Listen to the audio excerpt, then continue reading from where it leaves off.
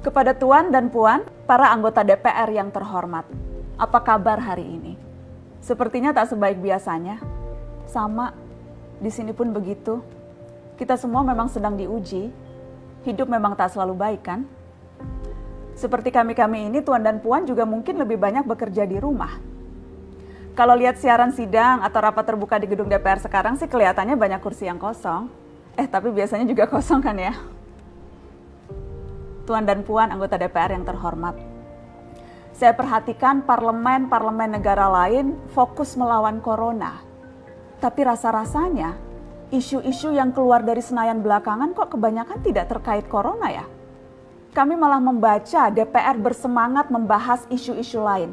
Contohnya, rancangan Undang-Undang Cipta Kerja yang banyak ditolak karena dinilai mementingkan kepentingan investor di atas kebutuhan pekerja. Presiden Jokowi pekan lalu sempat menyatakan pemerintah dan DPR menunda pembahasan salah satu klaster di rancangan undang-undang itu, klaster ketenagakerjaan. Ini untuk memberi kesempatan mendalami substansi dan mendapat masukan dari banyak pihak. Berpegang pada alasan itu, maka sudah seharusnya klaster lain dalam RUU Cipta Kerja pun perlu ditinjau ulang. Karena yang lain juga bukan tanpa masalah, terutama dari perspektif lingkungan dan keadilan gender. Tidak cukup hanya menunda pembahasan satu klaster saja. Ada juga RUU lain yang masih nekat mau dibahas. Ada RUU KUHP yang tahun lalu diserbu unjuk rasa. Lalu RUU pemasyarakatan.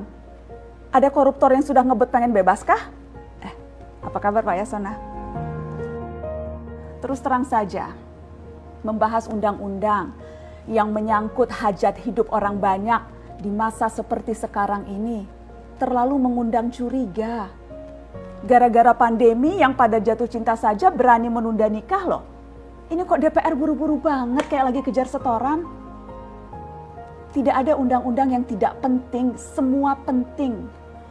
Justru karena undang-undang itu penting, aneh jika pembahasannya diseriusi di waktu seperti sekarang.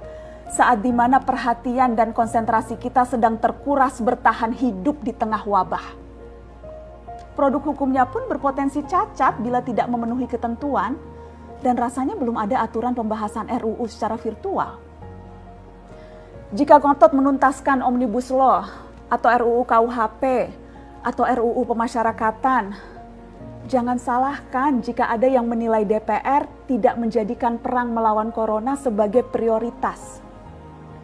Saya percaya setiap tindakan dan keputusan di masa krisis mencerminkan skala prioritas. Atau memang inikah prioritas wakil-wakil rakyat kami saat ini? Bikin ribut juga jelas tak seharusnya jadi prioritas. Satgas COVID-19 DPR kemarin dikabarkan mengimpor jamu ilegal dari Tiongkok secara besar-besaran untuk pasien positif virus corona. Satgas kemudian membantah itu, katanya ini diproduksi di Jakarta dan merupakan sumbangan Wakil Ketua DPR RI Sufmi Dasko yang akan dibagikan gratis ke berbagai rumah sakit. Kemudian dikabarkan juga jamunya mengandung bahan berbahaya dan belum terbukti klinis. Satgas lagi-lagi membantah, katanya sedang proses mendapatkan izin edar di Badan Pengawasan Obat dan Makanan. Sedang itu berarti belum kan ya? Tuan dan Puan yang terhormat, niat baik pun perlu proses yang baik. Proses yang semrawut hanya akan disusul polemik. Sementara sekarang kita sedang banyak-banyaknya menaruh harapan kepada negara. Tindak tanduk DPR salah benarnya akan selalu dilihat. Makanya sempat ramai juga warganet mengkritik Satgas COVID-19 DPR RI yang berfoto mengenakan APD saat hendak berkunjung ke rumah sakit darurat Wisma Atlet menyerahkan sumbangan DPR. Ini dinilai melukai hati masyarakat. Tenaga medis kita saja bertaruh nyawa benar karena kekurangan APD. Tidak ada yang meragukan jumlah sumbangan DPR. Kami yakin pasti banyak, namanya juga DPR, beli ribuan rapid test saja mampu, ngeborong jamu apalagi. Tapi ini soal rasa dan empati. Kecuali ya, kalau yang dipakai anggota DPR itu APD yang lain, alat pelindung dewan. Salam hormat dari kami yang kalian wakili.